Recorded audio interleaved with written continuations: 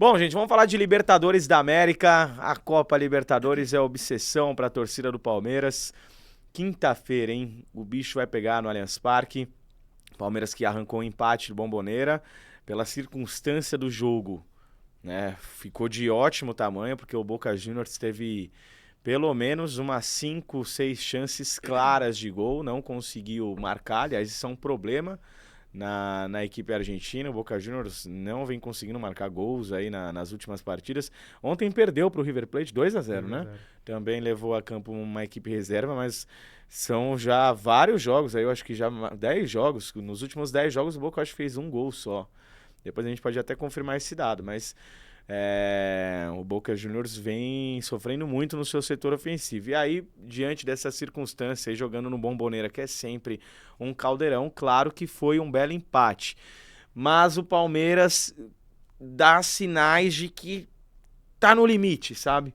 É uma equipe que parece que chegou ali, não tem muito da onde tirar, não tem mais aquele fator improviso, um fator surpresa ao longo do jogo. Eu sinto muito que um bom resultado do Palmeiras na quinta-feira passa muito por o Palmeiras conseguir fazer um gol cedo e tá à frente do placar. Se ficar aquele jogo truncado e que leve a partida para o segundo tempo, porque, convenhamos, o planejamento da diretoria do Palmeiras esse ano não foi um planejamento de time campeão.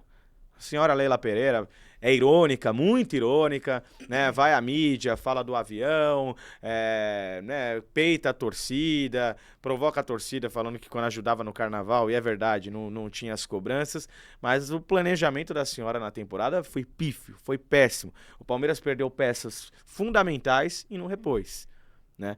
Olha, vamos voltar um pouco no tempo. Em 2018, o Palmeiras foi campeão brasileiro jogando com seu time reserva.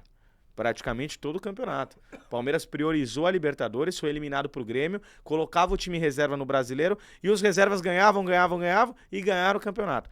Ontem o Palmeiras colocou o time reserva. Gente, é o time sub-20 do Palmeiras. Isso prova que o Palmeiras não tem elenco. O Palmeiras tem no máximo hoje 13 jogadores. No máximo 13 jogadores. O resto são garotos da base que você tem que apostar, mas que não estão prontos para resolver uma partida. Então, voltando para esse cenário contra o Boca, é uma partida que não pode chegar para o segundo tempo, o Palmeiras precisando de um banco de reservas para mudar o jogo. É um jogo muito complicado. Mas eu acho que tem que ver também como a gente tá vendo esse Boca Juniors. Porque pra mim também não é o melhor momento. Sim. A gente transmite também lá na ESPN o Campeonato Argentino e eu tive a oportunidade de narrar alguns jogos do Boca. E foi muito quando, antes do jogo da semifinal, a gente até falou do calendário. Meu Deus, tem semifinal, tem um clássico e mais um jogo da semifinal. Como o Boca também vai lidar com esse calendário? Porque aí a gente já entendia que o clássico será com reservas. Porque também não dá pra você perder ali uma semifinal. Quero vencer do River. Óbvio que quer vencer, mas é a mesma coisa o majestoso. Você tem que fazer opções perto de uma competição que tá no final. Então vejo o Palmeiras, concordo com o que você falou, não foi reforçado. O Palmeiras não tem um time reserva não qualificado, mas talvez preparado para encarar essa função como já teve em outros momentos. E a gente tá com todo respeito ao Red Bull Bragantino também, que fez uma ótima partida, e eu gosto muito do Pedro Caixinha, o trabalho que ele faz, mas o Palmeiras não fez frente, faz um gol ali no começo e depois o jogo é do Red Bull Bragantino. Aliás, eu acho que o placar poderia ter sido mais elástico se tivesse aproveitado as oportunidades que de fato criou. Acabou não concluindo algumas da melhor maneira.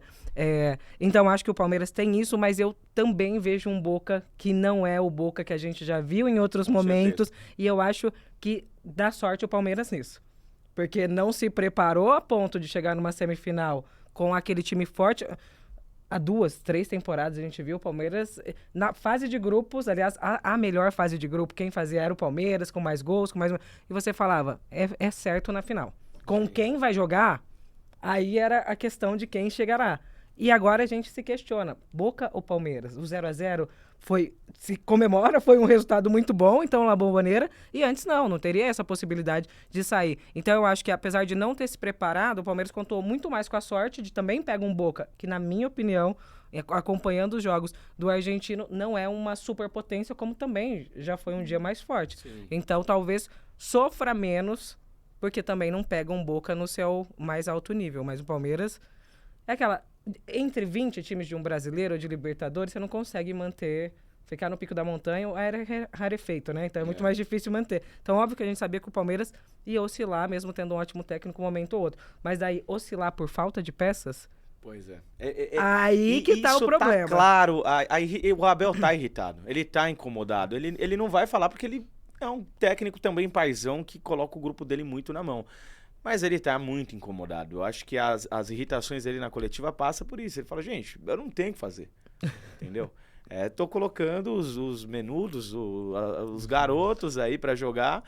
E é o que são jogadores importantes, mas é da onde dá pra ele tirar. Tenta tirar um pouco do favoritismo. Ontem ele foi perguntado, né, sobre o favoritismo. Ele respondeu, quantas Libertadores tem o Boca? Quantas Libertadores tem o Palmeiras? O Boca tem 6 títulos de Libertadores. O Palmeiras 3, querendo dizer que o Boca é favorito. Mas não é. O Palmeiras, mesmo com as suas limitações de elenco, jogando em casa, o Palmeiras tem muito mais time e a tendência é que avance. Mas eu percebo um Abel muito incomodado em relação a essa questão do elenco, né? Ele sabe que... Ele pediu um camisa 5, não chegou o camisa 5. Ele pediu um meia, não chegou o meia. Ele pediu um ponta, não chegou um ponta. Porque entra muito no que você falou e que o Ellen também trouxe. Os meninos, eles são bons jogadores. Eles têm um futuro imenso. Só que você pode estar pulando etapas.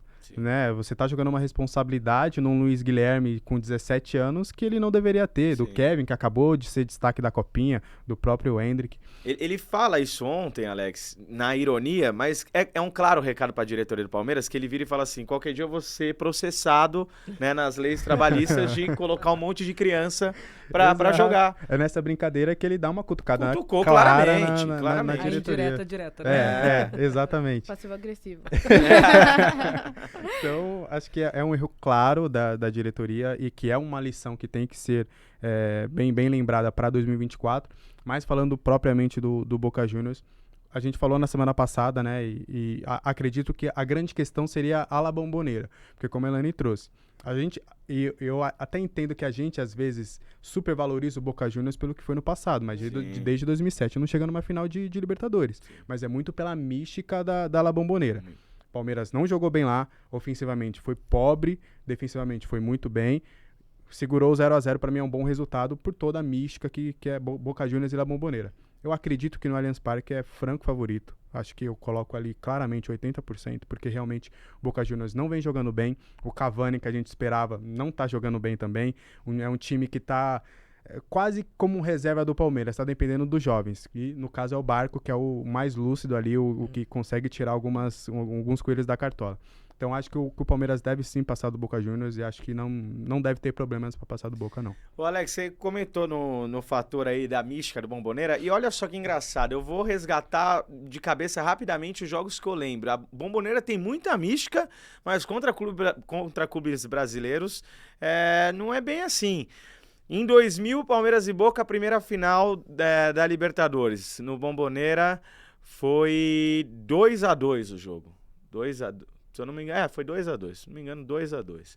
Em 2001, Palmeiras volta para Bombonera, é assaltado. Um assalto. O senhor Ubaldo Aquino, acho que foi um dos maiores assaltos da história do futebol sul-americano. Inventou um pênalti pro Boca, não deu um pênalti em cima do Fernando. Mais um empate. Ainda assim, o Palmeiras saiu com mais um empate, 2-2. O Paysandu foi lá, ganhou. O Corinthians, na final, empatou com o Romarinho. O Santos, em 2021, acho que empata lá também, depois faz 3-0 na Vila. Foi, exato. Né? Foi 0-0 lá. O Corinthians, há 2 anos, eliminou o Boca na Bombonera nos pênaltis. É muita mística também, né? E às vezes aquele caldeirão não é tudo isso, não. Mas que eu penso que se fosse em outro, poderia ser muito pior pro Boca. Sim, eu acho é muito próximo, né? Então, aquela pressão acho que faz diferença. E, não querendo colocar mais polêmica no assunto, mas essas competições da Conmebol, a gente tem que ficar de olho nessa arbitragem, né? Porque os times brasileiros... A questão joga Brasil contra Brasil, pra você entender que vai ter uma arbitragem ali, porque a gente tem que ficar de olho. Se a gente pegar todos esses jogos que você passou e revisar, pegar matérias da época, e até agora, recentemente, a gente consegue ainda, talvez até por times brasileiros ser sempre favoritos, a gente tem que tomar cuidado também com isso. Tem a velha máxima, né, de... A arbitragem tá no nível Conmebol. Porque, assim... Você vê o nível que a gente chegou. A gente faz esse comentário quando uma arbitragem não é 100% favorável ali. Sim. Tá bem ruim mesmo. Os dois maiores roubos mesmo, porque foram roubos que eu vi, foi Palmeiras e Boca em 2000 no Bomboneira e o Corinthians no Pacaembu contra o Boca Juniors. 2013. Curiosamente, sempre o Boca Juniors. E ali nada me tira... Claro, ó, gente, é opinião totalmente particular, individual, mas assim, naquele ano o Corinthians era para ter sido excluído da Libertadores porque teve a morte do Kevin Spada no jogo da Bolívia. A torcida do Corinthians acendeu um sinalizador, morreu um garoto. E ali, para mim, acabava a Libertadores pro Corinthians. O Corinthians tinha que ser excluído. A Conmebol não teve peito de tirar o Corinthians e depois deram um jeito, porque aquele jogo no Pacaembu foi um escândalo. Foi um escândalo. Assaltaram o Corinthians contra o Boca Juniors ali. Nunca vi aquilo. Uns 2 impedimentos, que saiu o gol do Corinthians, legalíssimo. Bola na mão do jogador do Boca, num lance do Sheik, um pênalti claro, não deram. Gol do Boca irregular, validaram. Nossa, foi um escândalo. Eu acho que foi um dos piores jogos que eu já vi, assim. De arbitragem, acho que foi o pior jogo que eu vi. O meu pra mim foi o pior. Eu coloco o segundo, Atlético Nacional e São Paulo, na Libertadores, na volta, lá na Colômbia. Mas pra mim esse... Do Borja. Mas aí você colocou um ponto interessante, porque eu ia falar. Eu acho que a coisa pega com o time argentino, mas você relembrou que tem um colombiano. Sim. Então, acredita aí, mas eu tô com você. Acho que esse jogo aí não tem nem o que argumentar, não tem como... Você, o árbitro, pode ter interpretado... Não tem como. Mal intencionado. Realmente foi total mal intencionado. Ainda bem, o VAR, ainda assim com o VAR a gente tem alguns erros, mas diminuiu muito, né? Essas coisas escandalosas não acontecem mais. Pra gente encerrar aqui a Palmeiras e Boca, a principal dúvida na escalação é a manutenção do Mike na direita, o Palmeiras jogando com 2 laterais, o Marcos Rocha como lateral de ofício e o Mike como falso ponta, se ele vai com o Mike ou se o Luiz Guilherme pede passagem, porque o primeiro tempo do Luiz Guilherme ontem foi muito bom. Resta saber se ele terá condições, porque ele saiu ali sentindo um pouco o tornozelo, acho que não foi nada grave. Mas foi muito bem o Luiz Guilherme, como também foi bem o Endrick. Só que o Abel disse já na coletiva, o Endrick ele vai bem quando ele tem espaço, quando ele pega um adversário de frente e consegue explorar a sua velocidade. Com as linhas mais baixas, com o time mais recuado, o Endrick não tem muito essa característica. A principal dúvida é essa. Eu acho que o Abel vai no convencional e vai manter o Mike, o que pra mim é um erro. Não sei como vocês veem. Eu acho que tem que ver essa situação, se ele tá 100% para entrar, e a gente tem que entender também isso que a gente falou. Então, eu acho que dá pra colocar jovens pra jogar, mas a gente não pode pular etapas. Eu acho que vai muito do técnico esse entendimento de como aquele jogador vai aceitar e vai conseguir render.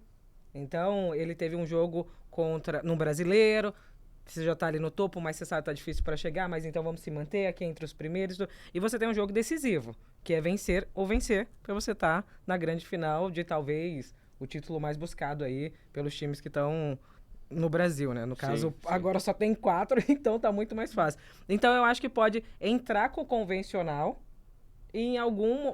porque daí fica difícil, né? Você colocar no final, que daí tá mais decisivo ainda. Mas eu acho que ele vai optar pelo convencional. E eu acho que muito do entendimento de fisicamente tá 100% e psicologicamente como que eu vou colocar esse peso nesse jogador. Ele tá preparado para isso. Eu acho que tem esses dois que o Abel tem que colocar na balança e eu acho que ele consegue colocar bem. E eu acho que do estilo de jogo, né? Como você falou, o Boca também quer vencer esse jogo.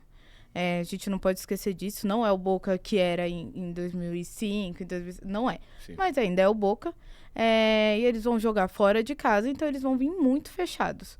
E aí você tem que ter jogadores que tenham a inteligência emocional de ter a paciência para furar a defesa do Boca. Que falta faz o tal do Eduardo Pereira, hein? Muito. O Dudu faz muito. Porque o Dudu era a pior temporada do Dudu no Palmeiras. Mas ainda assim, só de ter o Dudu ali, abre espaço pra alguém chegar, né? É um jogador que prende né? a marcação. Você não tem peças chegando e você perde, talvez, a sua principal peça criativa ali. Acontece essas punições quando você não tem um planejamento. Eu acho um erro se o Palmeiras entrar com o Mike, eu entraria com o Luiz Guilherme.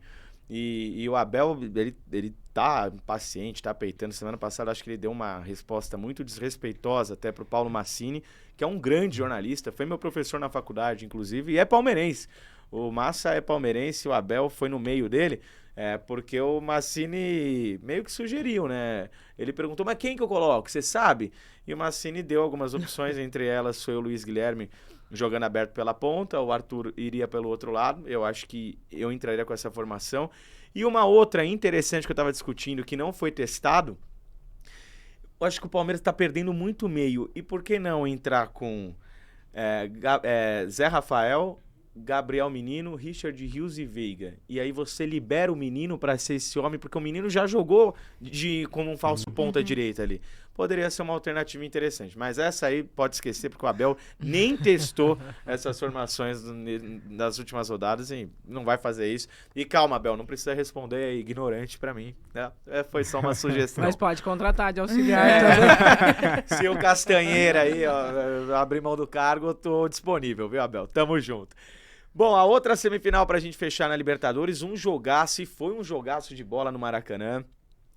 Fluminense e Inter, que engraçado, né? 2-2, parece que o Inter arrancou um bom resultado, mas o Inter ficou com a classificação na mão, porque o Fluminense teve um jogador expulso e ainda assim conseguiu um empate. Esse empate heróico do Fluminense com 10 ficou com muito cara de foi o gol da classificação, sabe? E um golaço do Cano, né? Nossa Senhora, sem espaço, conseguiu girar na pequena área e marcou um golaço.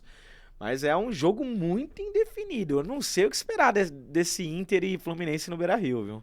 Cara, eu ainda coloco 50-50, como tá eu coloquei na muito. semana passada, porque, cara, são dois times que dentro de campo a gente vê os dois treinadores, né? Aquela intensidade, aquela loucura num bom sentido, né, dos dois times, cara. O gol do Cano, como você trouxe, pra mim é um golaço, porque é um gol da cabeça, né? Um cara ali que ele olha a bola e fala, não, dá aqui pra eu dar uma chicotada e fazer o gol. Mas antes do jogo, eu acredito que se você desse um papel pro torcedor do Inter, ó, assina aqui, empate, tá tudo bem pra você, ele assinaria dando risada. Sim. E o torcedor do Fluminense, pelo que foi o jogo, também adorou. E acredito que vai ser um grande jogo, um jogo muito aberto, um jogo muito intenso. Dessa expectativa, pode ser um 1-0 xoxo ali com um gol ali que a gente não espera? Pode, mas a expectativa é muito alta porque realmente esses dois times nos proporcionaram um bom futebol na quarta-feira. Acho que o Inter teve a chance de matar o jogo, acabou não matando e o Cano achou um gol ali. Mas a expectativa tá bem alta para essa semifinal. Se de um lado, eu acredito que o Palmeiras é franco favorito e vai passar, desse aqui a gente pode esperar tudo. E aí, ele? Eu não faço a menor ideia. Que jogo indefinido, né? Eu só espero que seja um bom futebol, como foi na quarta-feira. Foi aquele jogo que não dava vontade de parar de assistir, né? Podia ter O árbitro, 120 minutos. Você tava no banheiro, coloca você mais uma segurava horinha. pra você- Aqui já identificamos que não temos torcedores nem de Inter, nem de Fluminense, porque né, queria muito mais jogo do Fluminense. Não, agora acaba. Exato. E eu só queria mais jogo, porque foi muito bom, como você falou, dava pra ver a identidade dos treinadores ali em campo. Não sei o que esperar, além de um bom futebol.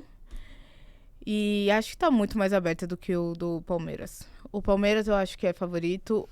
Inter e Fluminense, eu não consigo nem falar que o fator casa vai É ajudar. um jogo imprevisível mesmo. Porque a gente espera. A gente acredita que o Diniz vai se fechar e jogar no contragolpe? Não vai. Não A gente vai. espera que o Kudê vai se fechar? Não vai. Então, Vai ser um jogo... eu tende a acho ser um que jogo aberto. O fim daquele jogo, como você disse, ele deixou ainda mais interessante o segundo. Porque você poderia imaginar, o Inter vai jogar em casa e vai chegar grandão.